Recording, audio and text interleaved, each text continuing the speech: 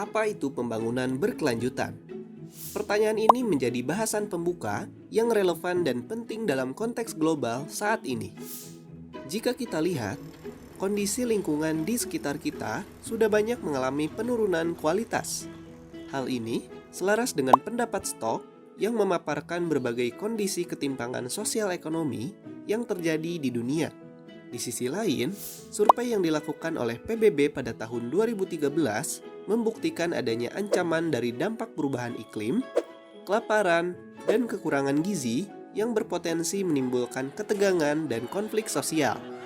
Maka dari itu, hadirnya kondisi-kondisi tersebut mendorong berbagai organisasi lokal maupun internasional untuk bertindak demi mengendalikan keseimbangan keberlangsungan dari kehidupan.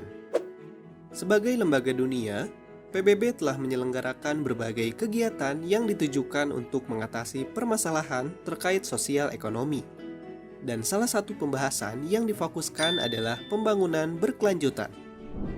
Semuanya dimulai sejak tahun 1987, saat Komisi PBB yang berwenang terhadap lingkungan dan pembangunan meluncurkan laporan yang berjudul Our Common Future atau Brundtland Report. Laporan tersebut merupakan pernyataan yang berisi berbagai masalah lingkungan secara global, terutama dalam hal yang disebabkan oleh kemiskinan di dunia bagian selatan dan pola konsumsi serta produksi yang tidak berkelanjutan di dunia bagian utara. Secara sederhana, pembangunan berkelanjutan merupakan pembangunan yang memenuhi kebutuhan saat ini tanpa mengorbankan kemampuan generasi mendatang untuk memenuhi kebutuhan mereka sendiri. Sehingga muncul konsekuensi yang mengharuskan setiap pembangunan di berbagai negara harus memperhatikan keberlangsungan generasi di masa depan. Dewasa ini, konsep pembangunan berkelanjutan kian berkembang.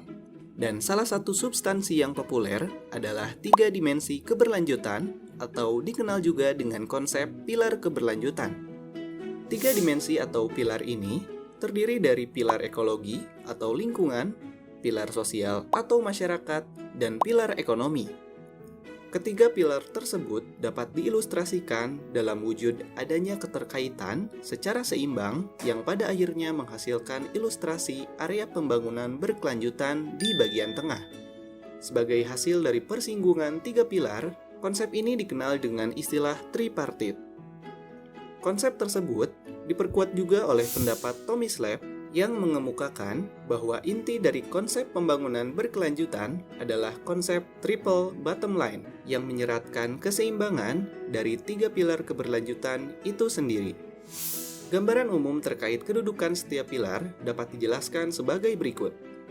Keberlanjutan sosial diartikan sebagai kemampuan sistem sosial seperti negara atau organisasi untuk menciptakan kesejahteraan dan keharmonisan sosial yang ditentukan tanpa batas.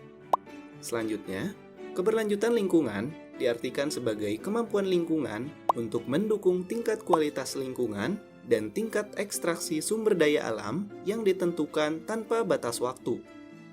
Dan yang terakhir, keberlanjutan ekonomi diartikan sebagai kemampuan perekonomian untuk mendukung tingkat produktivitas ekonomi tertentu tanpa batas waktu. Hubungan antara dimensi pembangunan berkelanjutan memperlihatkan bahwa pembangunan berkelanjutan hanya dapat dicapai apabila seluruh dimensi hadir dalam suatu keseimbangan. Apabila hanya berfokus pada satu dimensi saja tanpa mempertimbangkan dimensi lainnya, maka akan terjadi ketidakberlanjutan atau unsustainable development. Maka dari itu, mulai saat ini, mari kita bersama-sama menjaga keseimbangan ketiga pilar pembangunan berkelanjutan demi tercapainya tujuan pembangunan berkelanjutan secara utuh.